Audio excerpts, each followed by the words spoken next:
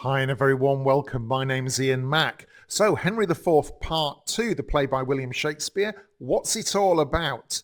Stick with me and I'm going to take you through the basic plot summary, the key characters, what happens in each of the acts, any useful footnotes, and also I'll add in a few infographics for reference. So if you're ready, let's get started. Henry IV, Part 2, a five-act play by William Shakespeare, written around 1597, 1598, similar to Part 1.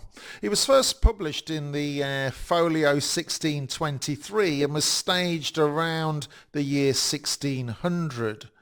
It blends high politics with comedy, alternating between the royal court and the tavern world. Henry IV, Part 2, the play continues the story of King Henry IV's troubled reign. Weary and ill, Henry struggles with rebellion and worries about his son Hal's readiness to rule. Prince Hal, still mingling with Falstaff and his comic companions, begins to show signs of maturity and distance from his old life. Meanwhile, rebels led by the Archbishop of York rise against the king, but they're defeated through diplomacy rather than open battle. Falstaff exploits others for money and recruits unfit soldiers, offering corruption and humour as a foil to the serious politics of the realm.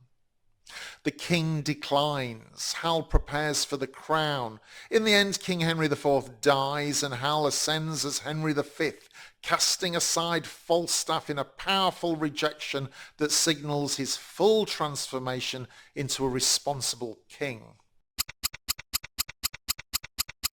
7 key characters worthy of note in this play. We've got, of course, King Henry IV himself, aging and ill. We've got Prince Hal, the heir who grows up into maturity. Sir John Falstaff, a witty but cowardly knight once again. The Lord Chief Justice, embodiment of law and authority. The Earl of Northumberland, father of Hotspur.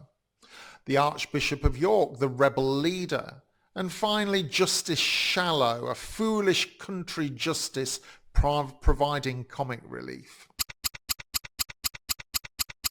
The play opens with news of Hotspur's death and the defeat of the northern rebels. King Henry IV, weary and sick, laments on the unrest of his kingdom. Meanwhile, the Archbishop of York and other rebels plan fresh uprisings, hoping to exploit the king's weakness. Falstaff appears in London indulging in wit and mischief, reminding us of his comic underworld that Hal has not yet abandoned. The contrast between rebellion, illness and corruption sets the tone. In Act 2, Prince Hal remains distant from his father and still spends time with his friend Falstaff and his companions. Falstaff, comic yet disgraceful, is accused by the Lord Chief Justice of corruption and cowardice. In Gloucestershire, Justice Shallow and Justice Silence provide foolish comic relief, showing the absurdity of Falstaff's world. At the same time, the rebels gather strength, setting up the central conflict between the crown and its enemies.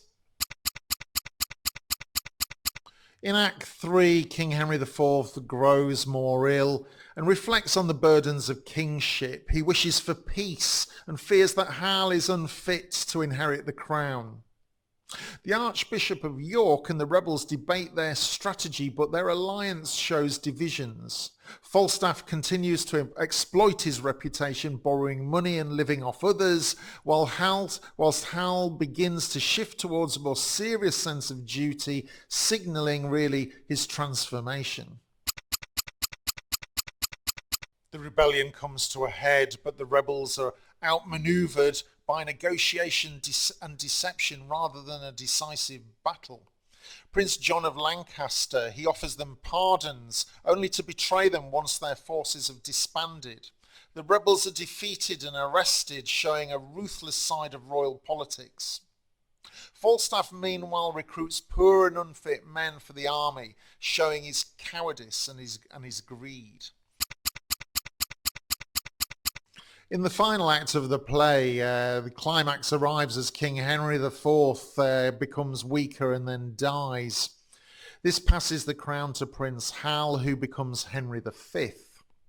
At first, Hal seems careless, but he proves his resolve by rejecting Falstaff, declaring he must separate himself from corruption to rule honourably. Falstaff's humiliation provides both great tragedy and comedy, whilst Hal's transformation into a responsible monarch concludes the play. Henry IV Part 2 is famous for Hal's rejection of Falstaff, a turning point marking the prince's full transformation into Henry V. It completes the theme of moving from misrule and disorder to the restoration of authority and kingship. Audiences loved Falstaff, who by this play had become a national treasure, really, one of Shakespeare's most popular characters. Once again, the play is largely based on Holinshed's Chronicles, which provided historical accounts of Henry IV's reign and Prince Hal's path to kingship. Henry IV Part 1 and Part 2 make fantastic viewing, so do go and see them at a theatre near you if you can. Thanks so much for your time, and I hope this has helped you get started with this play. Don't forget, share any additional comments down below. Help our community build its knowledge. I look forward to meeting you in the next one, and until then, my name's Ian Mack, and remember, time is knowledge.